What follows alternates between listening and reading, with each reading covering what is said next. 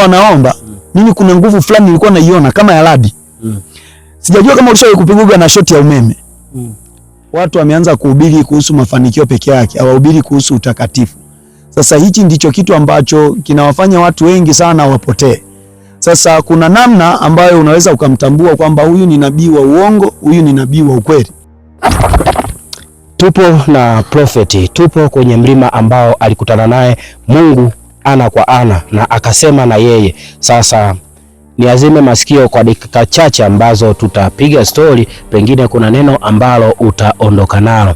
Prophet, kabla hatujafika mbali, mtazamaji angependa kujua wewe ni nani ambaye unamletea habari siku hii ya leo? Kwa majina mimi naitwa Apostle Justin Semba, mtume wa karne ya kizazi hichi. Wenyewe mnapenda kukiita kizazi cha Gen Z.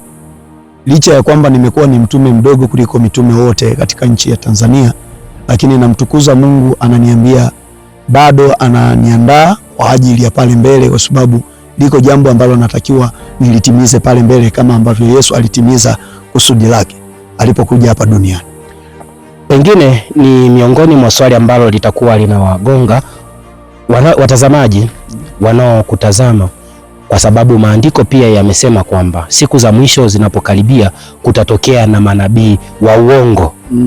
Sasa hilo andiko, wewe una maoni gani kuhusu hilo andiko? Je, kweli kuna manabii wa uongo?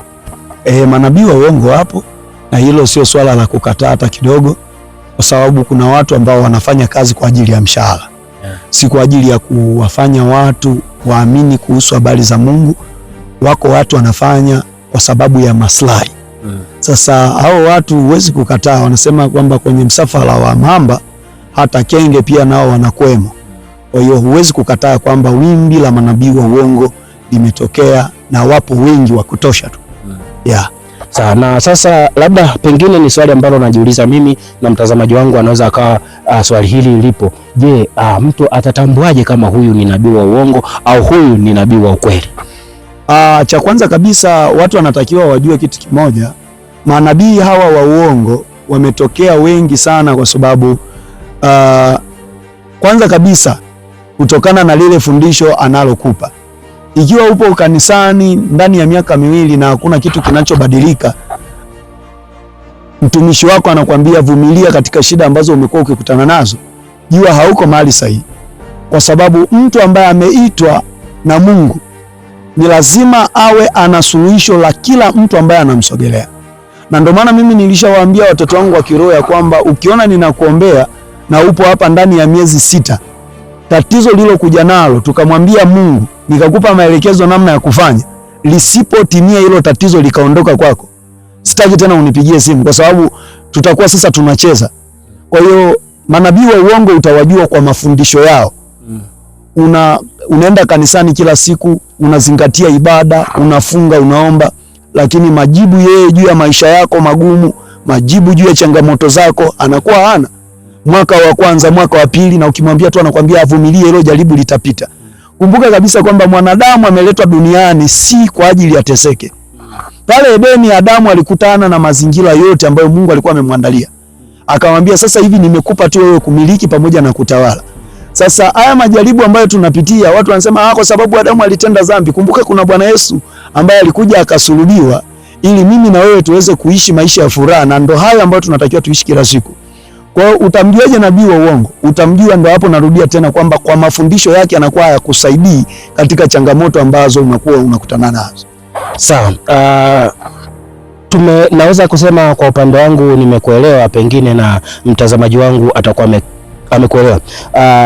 Labda sasa wewe ulijuaje au ulipewa kibali hiki na nani? Kwa sababu tunaamini na kuelewa kwamba kibali cha kuwa prophet, kibali ni kibali kikubwa ambacho kinatoka kwa Mungu. Wewe nani alikuhakikishia akakuthibitishia wewe ni nabii au ni prophet? Ni Mungu mwenyewe. Mimi nasemaga ni Mungu mwenyewe kwa sababu mimi kwanza ukiniangalia umri wangu kwanza ni mdogo sana. Umri wangu mdogo, na huu wito nimekimbia zaidi hata mara 4. Kwa sababu mimi nilikuwa nataka nije kuwa mwigizaji wa movies. Na kuna movies zangu baadhi watu wanaonitambua wanajua kwamba Justin alikuwa anaigiza, na mpaka hivyo watu wengi sana wananijua kwa sababu mimi nilikuwa nataka kuwa mwigizaji. Lakini sasa kuna wakati Mungu akitaka kukubana anakubana tu. Mungu huwa anakubana na anakubana yani vizuri. Kuna siku nimekaa zangu ndani, nilipokaa ndani nikawa naona dari linazunguka. Dari la nyumba. Nikawa naona linazunguka. Nikawa nasema mbona kama naona ili jambo mbona kama sio la kawaida. Nikaamua nitoke nje. Kutoka nje pale kwetu ulikuwa ukitoka kuna barabara. Nilipotoka barabara ili kwenda kufresh mind, labda nimekaa ndani muda mrefu. Basi nikawa nimefika pale barabarani nikakuta magari yanaenda haraka sana. Ilikuwa muda gani? Ilikuwa mida kama ya saa 9 saa 10 hivi mchana. Kwa hiyo nikawa nimejivuta pale. Sasa kumwambia mtu, mimi huaga sipendi kukaa na marafiki. Mimi huaga napenda sana tu nafikiria maisha yangu, nafikiria mbele na nini. Kwa hiyo nikawa na nani nimwambie hii situation ninayopitia. Labda nikukatishe kabla hujaenda mbali zaidi. Na wakati huo labda wewe kwa sababu ni kijana, unatumia kilevi chochote? Hapana. Mimi sijawahi kutumia bangi, sijawahi kunywa pombe, sijawahi kutumia kilevi chochote. Kilevi changu mimi nilikuwa napenda tu uigizaji. Hivyo basi hicho ndio kilevi changu kilikuwa kikubwa. Kwa hiyo nikawa natafuta sasa mtu ambaye ninaweza nikamsimulia ile situation ambayo ninapitia. Lakini kwa bahati mbaya hakuwepo. Sasa wakati mimi kumbe napitia ile situation, kuna marafiki zangu ndani ambao siku zote walikuwa wanaomba, lakini mimi sikuwa najua kama wapo mle ndani wanapiga story. Nikawa narudi hivi ndani, nikawa narudi sasa ndani ya nyumba sasa ili niingie kwenye chumba changu. Nikaingia kwenye chumba changu, roho ikaniambia tena toka nje. Nikawa nasema hichi kitu gani ambacho kinaniambia tena nitoke nje wakati nimetoka huko. Ikaniambia tu toka nje. Nilipotoka nje nikasema bwana, sikia kuna watu wanapiga story huko. Kuingia mle ndani nikamkuta mtumishi mmoja anaitwa Marco Sanga, mtumishi mwingine anaitwa Emmanuel Gideon, kuna babangu wa kiroho mwingine ambaye huyu alikuwa ananifahamu tangia nipo mdogo. Yaani mimi nilikuwa Roman. Nilikuwa napenda sana kusali. Hata kwa hiyo huyu Apostle Fred, sasa hivi ni Apostle Fred Muni, mimi nasemaga babangu wa kiroho kwa sababu yeye ndiye aliniongoza sala ya toba. Nikakuta anapiga story mle ndani.